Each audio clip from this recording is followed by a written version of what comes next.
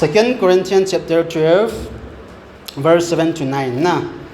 chi iza jing sa hidiwa hin lam chom choma interpret ki bola a helowai le ki sei na ho zo si iza di hi ta hi jong le tu ni hin avelin tham khat iga la do nom kin ovin Koren ni na bung som na ni chang sagi apana chang ko chan chu chom cha ki holim na deu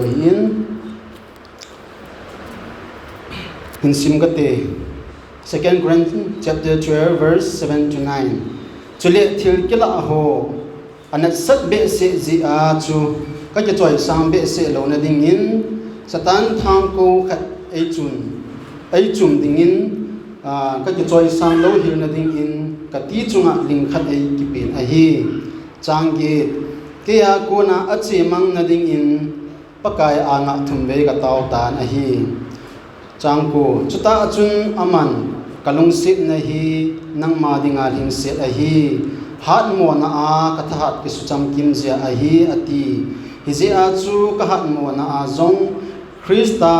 that ke a chen theina dinga ki pa ta a ka sun zo ding a hi pathinin athu khat thei bo han lang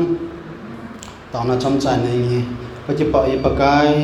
tasdam na nei biaichlai muna tunia pakai hobom mi te ho to nawa choila ka sa khom nungo ba jong cham cha na thu te ho hin sim do a cham cha hung ki holim ding ka hiwin ito glanin na so pa hindal mi mol hi jong nang pakai na nga ka hung ding do ta in nang ma in nei din pi a ka sei do ding te ho hi ke kilo pi sa na ding le pakai ke ma ki hoi tho sa ding hi lo ba pakai nang ma lo pi le nang ma choi an na ke ho dinga ki til kho na pakai man cha phata ka man thei do ni bin pakai na thu te phat thei bo ning ka ta ne hi ke ka hi in ka phat te ho hin ho bu mi te ho na bon ka bon cha ba na ma khon nang ki hangin hu hing pu jisu krista no ko ma ka ta ne hi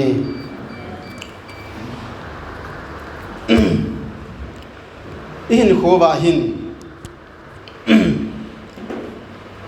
koi ma cha hin ke hi pi ha hin khwa hin ka paseli a helowai le kadam seli elo le ka pa ma jo sha hin acham kim tai ti he koi ma cha nei po vin he mi hema hin gemgan theina omin ha san na omin lungdan na omin khoisan na omin nat na jong omin na a helowai le lam chom choma hin khwa hin ida ha thelo hi khirtam pi omen he hizia hin ige ado diwa idei sa chu ham tile le se na hi aji khan thailo elo ba le in ho ba hi aji khan thailo om khom jing hi ipi ham tia hi le hin thil ni ki khan thailo hi ama sa pena dat sa na chun nat na ki ti hi aum lo bai le hin dam na hi avelu ki hello hi na thina om lo bai le hin ho ya man tam ki hello hi elo ba gan thaina om lo bai hi le hin malama kinep na ding pa hi om ding hi ger thailo a hin na hi tabang ho cha thilam chum chuma a hin ya chu damun jong hi lo hi han nang hi le dunia hi i ho zo si jong hi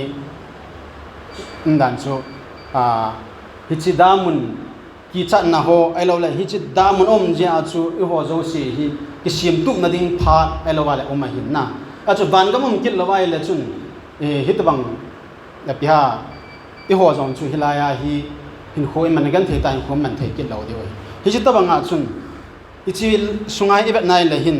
pol hin khwa hin i mu do khat hi polin hin ka hin khwa hin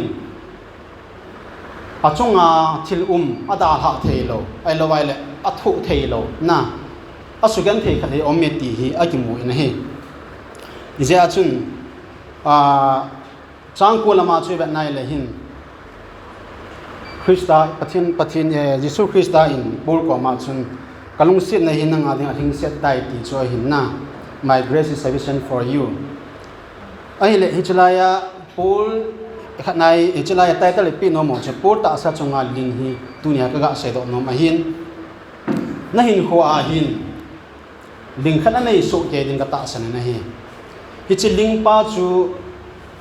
pathin na ho na a ai lo vai le nitin khona man na na suboya pangthei jing a hi nang zon nei ding ki ang ka nei ding a hi chi ya chu ipai thei lo elo wal le hi chi ke pe thei lo ling khat chu a hi ki banga chun por jong hin ata sa chunga hin ling khat om me ling om me ti hi a ki mu chin ma in a hin la hi chi a chunga ling pa hi ipi ham ti hi specific ta hin mu thei elo wal le sei thei om poin a hi wangin hin scholar ho na bible theme ho sut dong ju ya ibet nai le hin ama hin dam lo na chom ne ya ti he ki mu in a khan na a chun a hi thei dinga elo le mu thei khat chu hem ti le malaria net na he ni ani na a chun min hat thei lo na hi chi ai mu do theu chu galatia bung li chang som la thuma pana som nga chan chu ibet nai le hin mu thei no min he chele athum na chun lei o na pau ki chi lo ali chan na chun sorry hi chi thum chang chu hi in a hin la hi chi specific ta ai lo wai le particular ta hi chi mo a hi ti wang chom pon a hin la athu sim chi da na ai lo wai le context dung ju ya scholar hon amu da na chu hi chi hin te ti hi a hi a ger da ta san da no amu na a sei wa hin ya chu tu nya malaria net na chile min hat lo na lei o na anei chang se hi ama dinga hi pathin na ato na dinga ai lo le a hin khwa dinga linga hi ti hi a ki mu chi na hi hi chi banga chu alung gut banga chu ama in hin hi ho ja chu pathin na ato go jang le ato thei lo na ai lo vai le ipia bol go na jang le abo thei lo na chun hi cho chun na sa ta chu a disturb hi ti chu ki mu na hi a hi wangin ipiha 2 Corinthians chapter 12 verse 7 a chun asima banga chun ling khat ai ki pe na hi chi ling chu ama dinga chu pathin thu sei na dinga jong at pathin na to na dinga jong ha sama ma chu hiding da na hi ya chu i ho ai ma ho e pi ha ta sa a ina to na wa thing thang min he su ke ding hi gama i chi na wa i thing po na elo ho na elo le lam zot na wa jong ling i chu kha na jong ding hi yen jong ka bol ka nei kha hi hi chi i ti chunga ling pa khu i chan ge ya na ham ti khu experience on a he hon a he ding a hin na a hello on a he lo ding a hin hi chi ta banga khu angai to hin ya chu ani open aga sei ding a chu i keng to a hi ling nyau khat ga chu kha a hi jong le ki chi thei lo cho na lam ki zo thei ta lo cho ki vai da na hi ta chu in jong ki thung thei lo cho la do ding ka ki nga la ni cho hi chi banga chu bolin jong hin apathin na to na dinga ai lo wai le missionary na ato na dinga hin hi cho zo se hi ama dinga ling ta banga hi chu hi lai ei mu sa na hi hi chi pathinin achunga akoi pi hi ipidinga akoi pi ham pur chunga ling ki koi pi hi ipija ki koi ham ti hi vekit leo han second grand bu som le chang se yin mama chun hi kin akhan na a chun point in ping ka ting pul a ki choi sang be se lo na dinga akoi pi a hi na mihim khat hi ipiham idam thei be se na ai lo vai le ibo thei be se na ai lo vai le piha min i choi sang be se na hi yang na hin ki thu thei na tam pi um hin na ha sam thei tam pi um ji hi chi banga chu hi chi ho akoi pi ho hi pi ji akoi pi ham ti ibet na hi le hin a ki choi sang lo na ding pi dam te le pul chu het ma bang wa chun ama hi mi het thei khat a hin i chun chuna zong pathin na ding a ha ta pan la a zong le ho bung yang tam pi phut do a zong le mi te a ding a zong pa pathin ba na ki ti le hi ta banga chu pathin aman cha ta hin hi ja chu hi ta bang ho chu ni jo khan la ki sa na hin nei khan tin ai lo wala chho ko nin chun ama pa ama hi ki sa hoi thona hung chang khan tin hi cha ko nin chun ana to an ho hi hung thalai khan te ti ja chu akoi pi hin yo zong hi ta banga chu khat be kum le hin in ho ba hin dam mo na elo la gan thei na ha san na tam pi mei the hi hi chi tiang chule hin iking bia iking ya set loi chan ji wa a hi lo vai le ipisi achom ham te complain ki borji na tampi nomjin a hi wangin pathinin hi chi ho zo si hi kiniao sata ama kom ibel jing thene dingo elo le ama kom ibel jing oba zong le iki choi sang lo ba kiniao sata pathin hin ich ho zo si hi a het pi the a hi elo le cho hi isu or pi the hi ti pa chu ye thene di ba ai koi pi ti hi mas pena ga se do no ma hi zong le ani chan na chun pur ki kham ga ding le ki tim zo na dinga a koi pi a hi ki kham ga ki timit ti ai la hin lam chom choma sai ding tam pi omin na ta salama zong ki tim na a hilovai le ne la cha ho ki kham ga na zong a hilovai thil lam chom choma ki sa hoi thona ho thil tam pi zong umai hin na ni pap ki lo sin na ho zong thil tam pi omin ni cho ta bang ho chu ama a ki kham ga thena ding a koi pi hi athum chan a chun hichi boi na ho a ko na hi pathin hi iza kai bo the a hi aman pathu mai le e pan pi ding a hi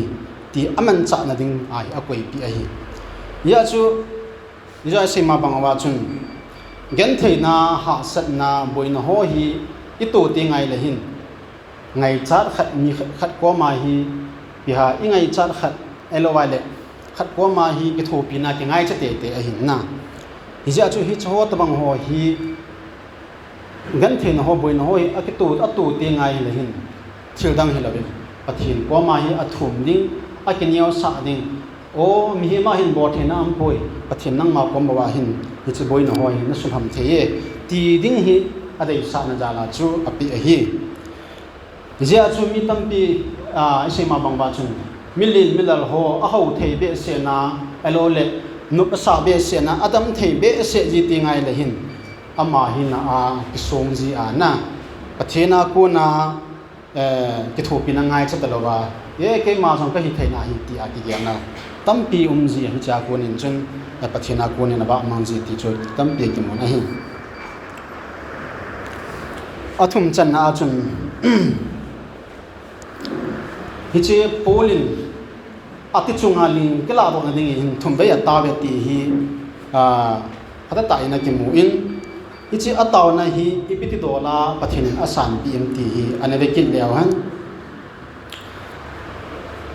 hilaya asai chu akhan na a chun thum be ya ta be ti chu chang yin na chuna ki mu in akhan na a chun ipiti don bu nam ti ibet na hi le hin pathinin alola jisuin kalung sit na hi nanga ding athing set tai ati so chang ko na chuna se na ti che ibet na hi le hin ga ngai tu iga gela hi le hin mi he ma ding a hi thil ha sa ta hi aji chu thil khat tingai cha a i dei cha ngai cha chu e ki bol pi lova kalung sit na athing set tai ki mo ti jing ding ti hi mi him lung ge la ding ai thil hi thei lo kha ai ipizena mitia hi le thil khat i thum te ngai la chun pe ma sa ding ngai na i thum pa chu i pe ma sang sia chu kalung se ne ka ngai lui ge te jong le thing nai lo hi tu nia hi ei ho mi him lung ye la ki ga se han na hi le tu ni hin poyam khan chun thil khat a thu min ke chun thil pe ding a thum pa chu pilo helin kalung se na ya khatai ai lo wai le ipi ha ka hin lung sit nai ka pe zo lawang ka hin bon nai ti han nang hi le alung ham pe ta alung gim pe ta chu ka to se me chu hing zo lo mai thai na a hi wanga hilaya chu ipi sayam pakai sun a taw no ho chu ni cho yo si chu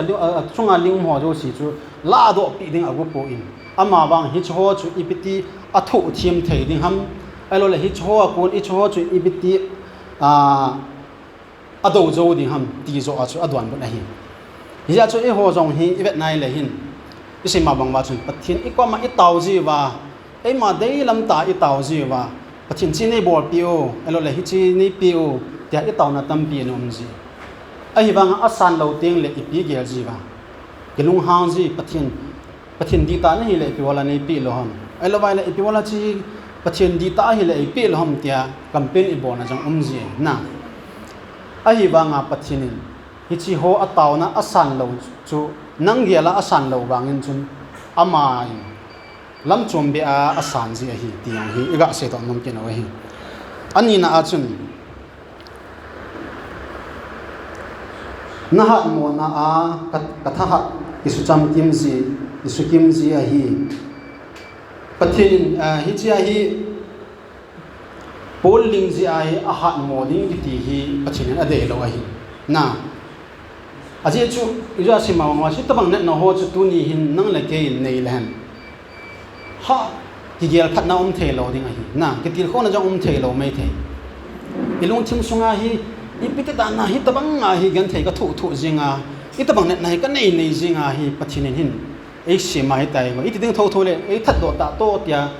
I ki gel sin na campaign I bona jong tampi da ji lo hi a hi wanga ilaya sei chu I hat mo now elole I hat mo lai tao elole I tha sam lai ta zong hi pathin ai hat sa ji wa hi na aji chu tunia hi dam lo ho a ha dam lo ho ha dam lo na ha dam lo ho hin het di wa hin experience ni ho hin het di wa mi him khat chu a ha dam mo be se nai le alung neo hin ki ger se hi na a tha jong ha sam a hin alung ye jong ha sam a hin alung thima chu ki til khona elole hat na chum thelo a hi wanga pathin hi chi lai ta ayong hu ipiha na tha sa na ding na ha sa the na ding a chu na mun a hi ti chu imudo ke na hi chele literally I love I pathin en polin ataw na chu pathin asan pi lo ama leibang ta athi ling la kha ling ho achunga piha ling ho la bo pi lo bangin chun ataw no ho chu akisan pi ti chu amu in na literally chun aling ho adam mo ho chu la bo pi hi jong le ataw na chu lam chomen asan pi ti chu amu in hi chun icha kun in chun ama alung thei the jing in na alung thei jin jong le pathina thang bai ti chu atimu in ya chu event na hi le hin achunga li akela do na ding chung ama na sata in thum vei ta tawin a hi wangin pathinin risun lam chom be in atawna asan pi in Krista na hat mo lai ta azong na hat sa the hi na ti chu aki het sa in ji chun hat mo he an lang thala sam he na hi jong le a hat mo lai ta jong Krista in asu hat the ye ti chu amana ti mu do hi ya chu tu nia I ho zo si jong hi hat mo I ki sa lai ta a elo la dam mo gan the ki sa lai ta jong hi pathin ai su hat the ro hi na ti jong ga se do no mo hi in ya chu I ho ba ling I ti te ngai la gan the na ha san hoi tam pi hi izwa sim ma lam chom choma om de hin sum la pa ya na gan the na elo le na ji na cha ja na gan the in sung boi na ji ham na loi na pa ke ka ji ham a hilowai le hobung ji aham elo lam ka ho ka ji ham na hitia chu thil tam pi hi nanga dinga ling tam pi mai the hi pathin na to na a zong hitabang ho chu na loi na pai na sumo yang mai the hi a hilowai na in sunga sumo yang the hi na a hilowai le lungthim net ji a na lam chom choma na lung kham ji na lung him ji am khana pathin na bel thelo na yang tam pi om ding a hi wanga hi cho zo sia hi pathinin hi cho ko na hadai ding ana ko hi pon amma ba hi cho ko na hi amma lam na hin zum na na tha na ha sa ding ti hi adei sa hin ije achun hi tam pi hin I sei jing o khat chu dem dam mo hi han nang hi lem na hoin patan kai na nge alo dam mo hi han nang hitin paten na tong the na sun na pa patan mun leng gen biha kin jong hin cho ho bo the nang ga ti a hi lo vai le tua sangin hin hi chan hu hlung nang ga ti ti tam pi igya na jong ji a hi wanga hi cho ho zo se chu mi hem lung yel a hin a hi wanga pathenin hi cho ho zo sia ko na chu e ho hi e su hat ding e su hat go no a hin e wang yon he ji povin hi cha ko nin chun ilung hadai ji ovin ai lo bai pathin ko ma di phin ji na he ya chun ti na I le hin mi ma sa ho hin khwa jong hin gen the na ha san na tu ho achunga thilung lung ho jong hi ba nai le tam pi ki til kho na amin that sa na in naman jong chu na Old Testament lama naman jong chu he su ke deo hin sipai jalam pai pa jong chu na ti pha a hin hi to banga chu lam kai khat ai lo la min za ta ani khat chu ti pha a hian huna ai lo wala na na hoi mo ta ani ding chu ti ha mi tan mu si jang mu si ding a hin jong le ama jing jong chang ngi hana ki ngai si mei the a hin na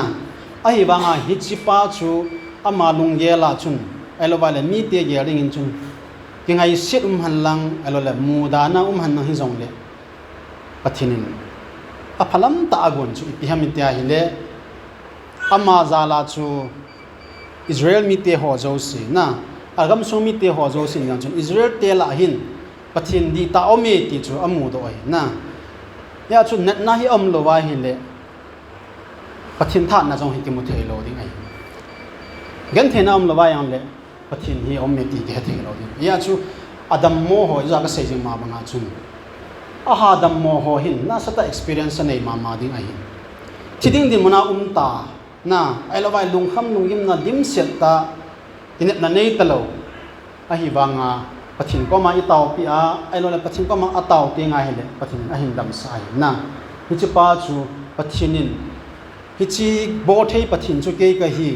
ai lo vai le pathin di ta ka hi na lung kham na lung yim na jong na su pi ha na lung mon sa the ai lo le na boi na hoang su tham the dam na pi thei pathin nang ma ka hi pathin nang na hi ti pa chu I head do dio pa ji a hi pathinin I chung wa hi linga koi ji a hi ti jong hi iga se do nom ken avin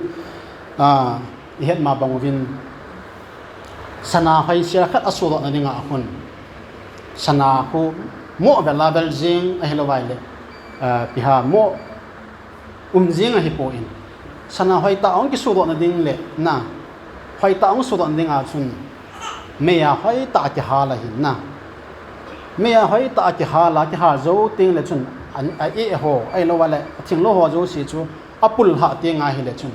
hi chi sana chu thing sana hung po do ji na hi chi ta banga chu e ho jong hi pathinin hi chi sana ta banga chu a hoi ding a phading elo ama to kinai be na dinga hi sim nom ting wai le anum nom lam nom nom ai pui lo a hi lo wai le I dei dei I bol ji lo hi ama wa hi chu ho chu pathin ahin man cha ama ge ro na le ama dinga ama lo pi ki phon na dinga hi aman cha nom ji ji a hi hit bang hoi thong ji hi ti jong hi dunya ga se dong nom tin wa hi ya chun pastor panjong illustration khat api in phat ma sa in hai dio tam za het na lai di hom kai point na gari break khu ipj a ki mang ham ipj a ham ti hi ana sei hi mi tam pi chun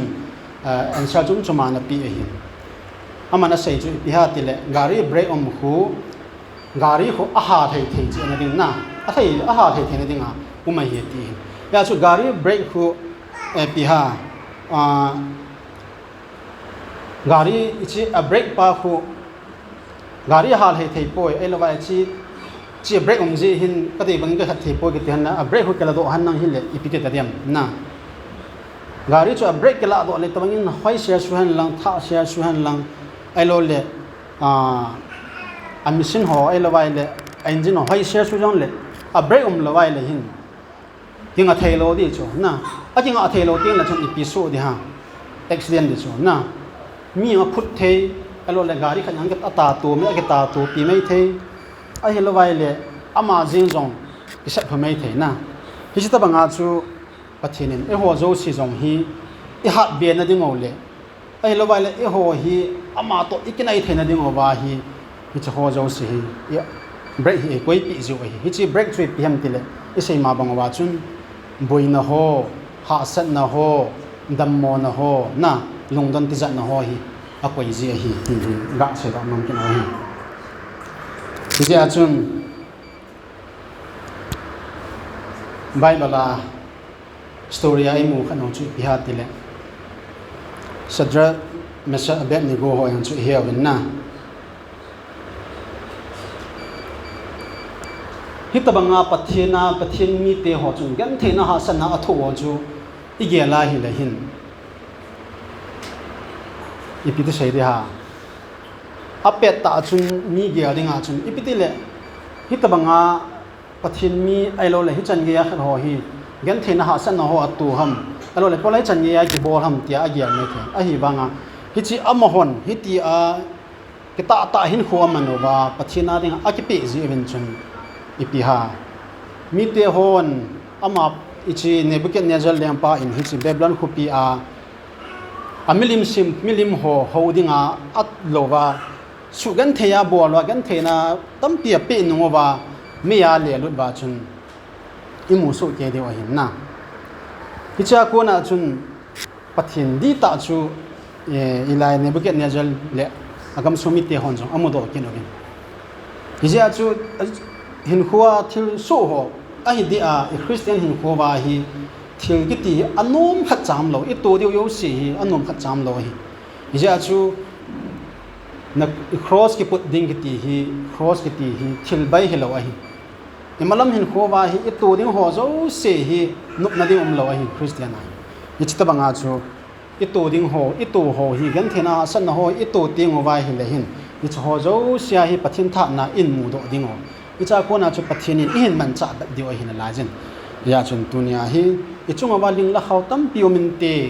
alo le lam izo thelo naw pathin to ikenai na i taw thelo naw hoini bel khom thelo naw jong thil tam pium ding a hi ki jong le ich ho zo si hi pi ha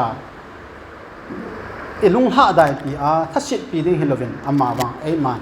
ich ho zo sia hi pathin pom inai a pathin pom ibel thena dinga hi pathin in hin e ho hi tha na e pi theo hi hi ja chu Bible in hep na na zo lo ding kalwalin hep na na ki pipo ve ati hin ya chu dunya hi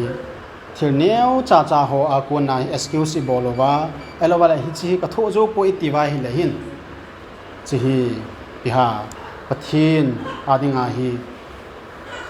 hoi lo elo le pathin adei lo ta chu hi ding a hi ja chun dunya hi itabang gan thena thu in lang itabang na chungai ling khaw jong le pathin in hin nang ma hi na ha sa jing thejin alo le ama to hin na kenai sa nom jing in i cho hin nang ma hi piha na ha sam sa nom po in alo na wa mang sa nom poi ama wang hi cho zo sia ko ni aman nang ma ko ama kom na pui lut nom hi ti ga se do nom hian lang